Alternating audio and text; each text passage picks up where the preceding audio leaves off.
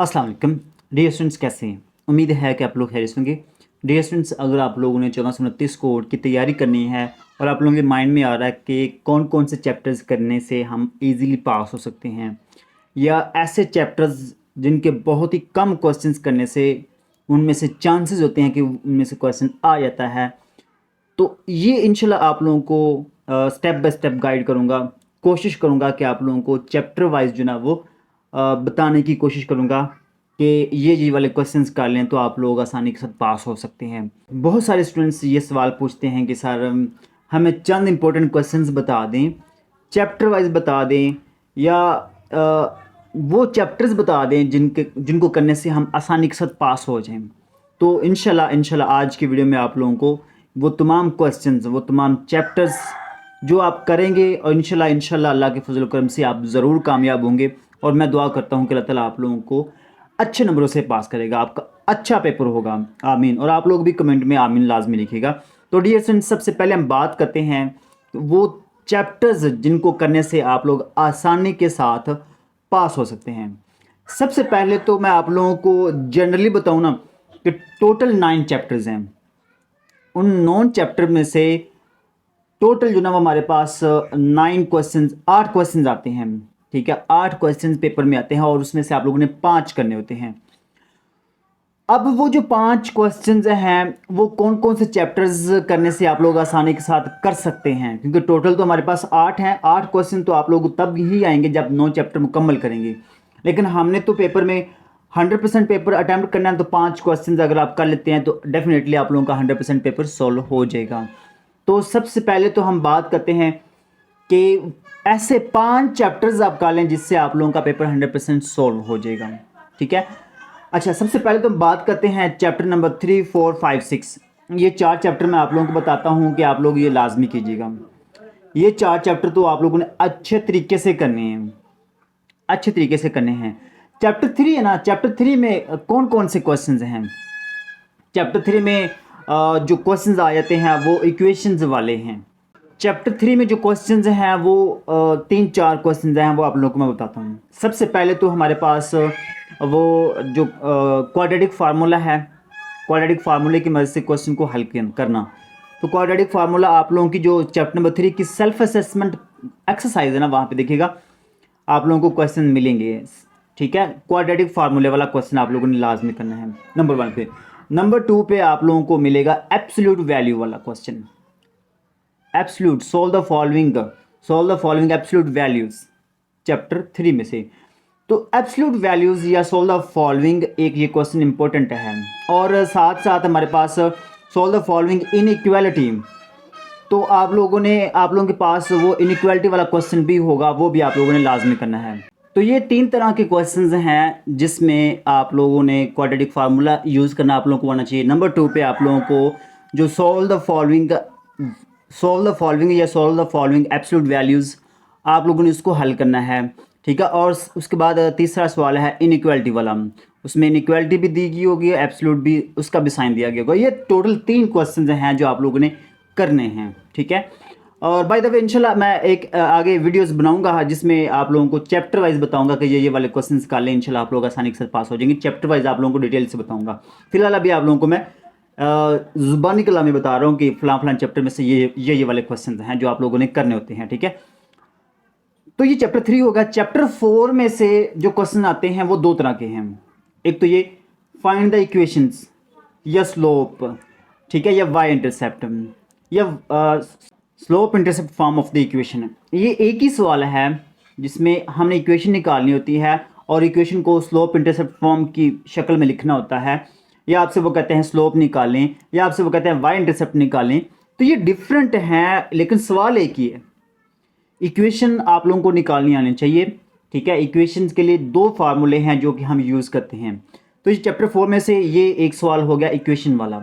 Number 2 पे इसमें एक सवाल है ग्राफ वाला। ठीक है, solve the following equations graphically. 2 equation दी गई होंगी, आप लोगों ने इसको हल करना है ग्राफिकली। तो ये टोटल 2 सवाल हैं चैप्टर नंबर 4 में से जो आप लोगों ने करने होते हैं।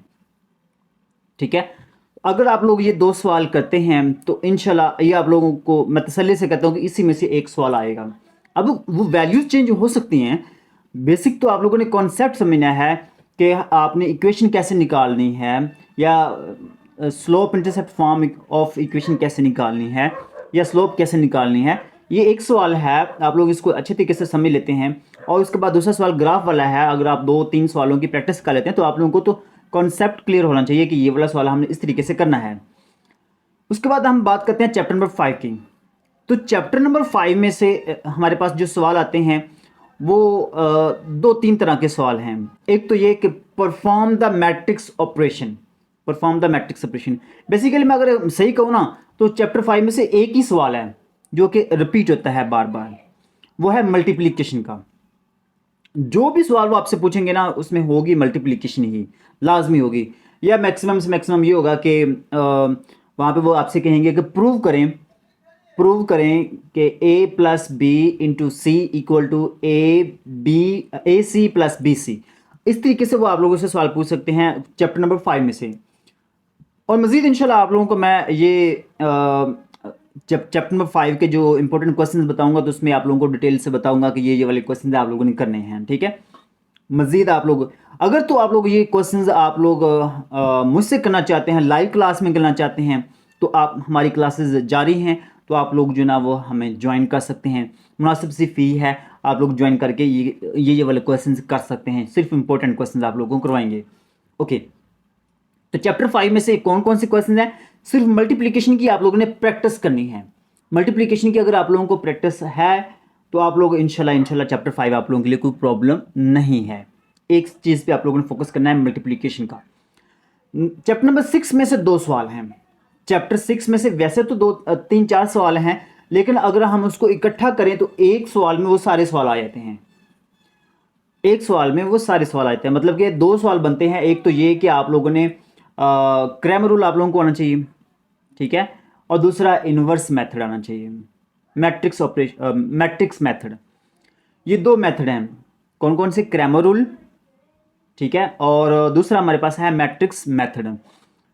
हमारे पास सिस्टम ऑफ इक्वेशंस दी गई होंगी, 3 इक्वेशंस दी गई होंगी, और उनको आपसे कहा जाएगा solve the following system of equations. अगर आप लोगों से इस तरीके से सवाल पूछते हैं तो फिर तो आप लोगों के सामने आसान होगा कि आप लोग क्रैमर रूल लगाएं या मैट्रिक्स मेथड लगाएं, दोनों में से कोई भी यूज़ कर सकते हैं।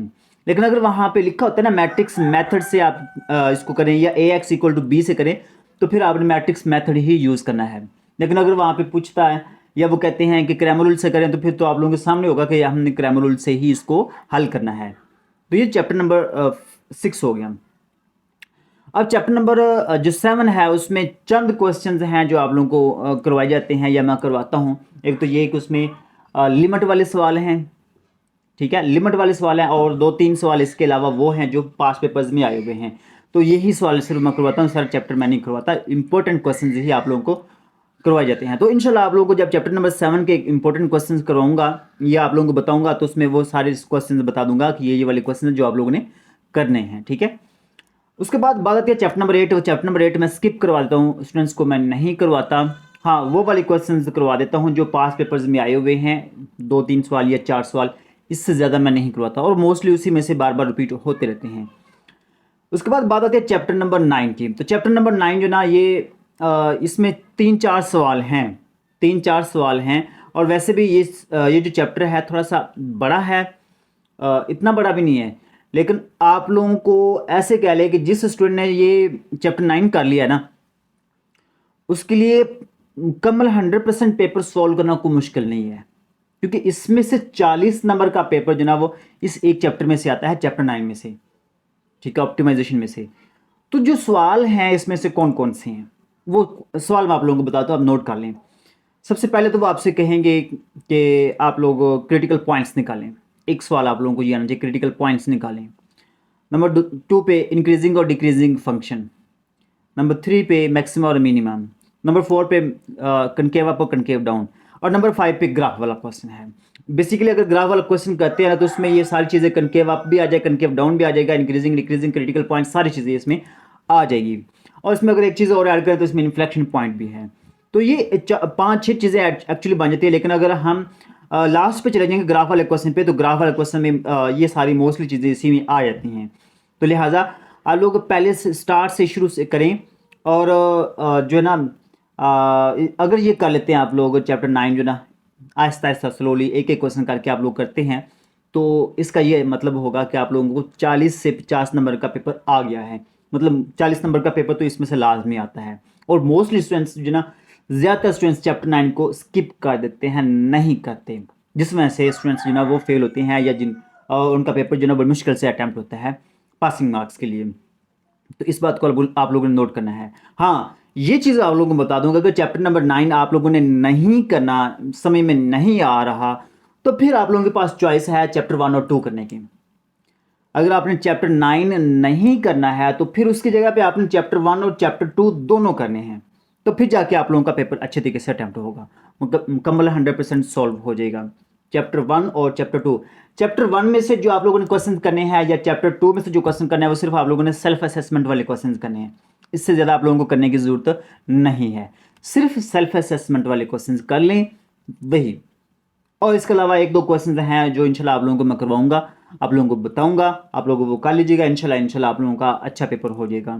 ठीक है, तो आप लोगों ने बस ये है कि चैनल को सब्सक्राइब कर लेना है, वीडियो को लाइक कर देना है। इसका फ़ायदा ये होगा कि जैसे ही मैं आने वाली वीडियोस अपलोड करूँगा तो आप लोगों को उसका नोटिफिकेशन मिल जाएगा, आप फौरी तौर पर उस क्वेश्चन को समझ लेंगे और गैस पेपर को समझ लेंगे। वो इंपॉर्टेंट जो क्वेश्चन आप लोगों को बताने हैं चैप्टर वाइज, वो आप लोगों को आइडिया हो जाएगा। तो लिहाजा आप लोगों ने वीडियो को लाइक करना है, चैनल को लाजमी सब्सक्राइब कर लेना और बेल नोटिफिकेशन को ऑन करना है। तो नोटिफिकेशन को ऑन करेंगे तो ही आप लोगों को जो मेरी वीडियोस का नोटिफिकेशन है वो मिलेगा। ठीक है, और अपनी कीमती राय का इजहार भी कमेंट्स में लाजमी किया करें, तो ताकि हमें मोटिवेशन मिलती है, इससे हमें आइडिया होता है कि स्टूडेंट्स हमारे साथ बहुत चलते हैं, स्टूडेंट्स जो ना वो मेहनत करते हैं, काम करते हैं और इंटरेस्टेड हैं, हमारी वीडियोज़ उनके लिए अच्छी हैं। ठीक है, तो लिहाजा आप लोगों ने कमेंट्स भी लाजमी करना, दूसरे दोस्तों के साथ भी शेयर करना है ताकि दूसरे दोस्तों का भी फ़ायदा हो सके, दूसरे स्टूडेंट्स का भी फ़ायदा हो सके। अगर और दूसरे नंबर पे जो मैंने बताया आप लोगों को चैप्टर 1 और 2 के हवाले से, आप लोगों ने सिर्फ सेल्फ असेसमेंट वाले क्वेश्चंस करने हैं। इसके अलावा अगर कोई एक दो क्वेश्चन है वो इंशाल्लाह आप लोगों को मैं बता दूंगा, परेशानी की जरूरत नहीं है। ठीक है, तो उम्मीद है कि आज की वीडियो अच्छी लगी होगी। अपना ख्याल रखिए और अपने इस चैनल का भी। अल्लाह हाफिज़।